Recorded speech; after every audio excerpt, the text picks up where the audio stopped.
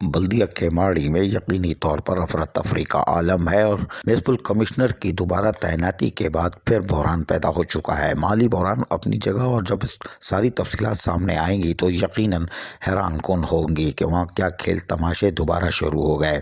بدعنوان بلدیہ کیماڑی میں اب اساتذہ کرام بھی محفوظ نہیں، اور یہی وجہ ہے کہ محکمہ تعلیم سائٹ زون بلدیہ کیماڑی میں غیر قانونی ٹرانسفر اور اساتذہ کو ذہنی ٹارچر کر کے اساتذہ کرام کو بلیک میل کیا جا رہا ہے، اور جہاں اسٹاف کی کمی ہے وہیں سے ذاتی رنجش کی بنا پر اساتذہ کا تبادلہ بھی کیا جا رہا ہے۔ ایجوکیشن بلدیات united labour federation MQM Pakistan نے واضح طور پر کہا ہے کہ ہم اس کی مذمت کرتے ہیں، اور کہا کہ اب جب کہ ٹاؤن تشکیل دیے جا رہے ہیں، اس طرح کا انتشار پھیلانا حالات کو خراب اور اساتذہ کو ٹینشن دینا ہے، اور ہم اس مشکل گھڑی میں اساتذہ کرام کے ساتھ ہیں۔ ایجوکیشن بلدیات united labour federation MQM Pakistan کا کہنا ہے کہ اساتذہ کرام کو ہراساں کر کے یقینی طور پر جوڑ توڑ کا سلسلہ شروع کیا جا رہا ہے۔ اس میں افسران بھی ملوث ہوتے ہیں۔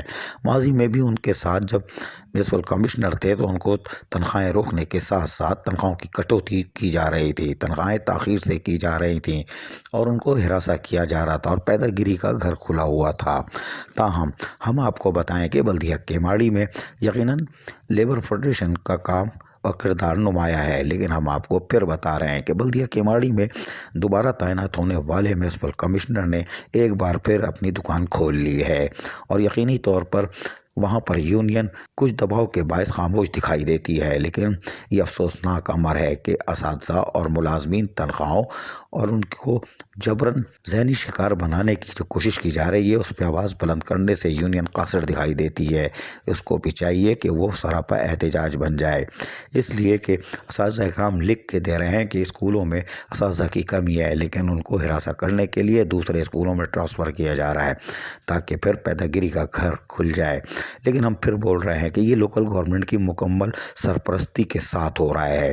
ڈائریکٹر 3 کا لیٹر کدھر چلا گیا؟ ڈائریکٹرز، ڈپٹی ڈائریکٹر، پے شیٹ کلرک بالکل آزاد ہیں، اس لیے کہ وہ ATM مشینیں بنے ہوئے ہیں، اور یہ آنے والے دنوں میں حقائق کھل کے سامنے بھی آنے والے ہیں، اور پھر ایک نیا پنڈورا باکس کھلے گا، کیونکہ اب وقت رہ گیا ہے کم۔ لیکن بلدیہ کیماڑی یقینی طور پر بدعنوان ثابت ہوا۔ عزیز عارف، KBS بلدیاتی نیوز کراچی۔ ایسی ہی خوبصورت ویڈیوز فیوچر میں حاصل کرنے کے لیے ریڈ بٹن پر کلک کر کے اور بیل آئیکن کو پریس کر کے ہم سب کے سبسکرائبر بننا مت بھولیے۔